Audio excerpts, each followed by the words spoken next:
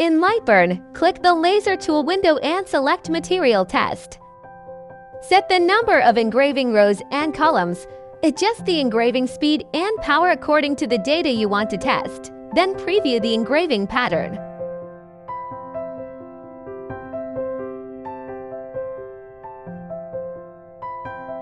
Click the Frame button to preview the engraving area and position. Set the engraving parameters and turn off the Your Assist switch. Click Start Engraving. Engraving Process Demonstration.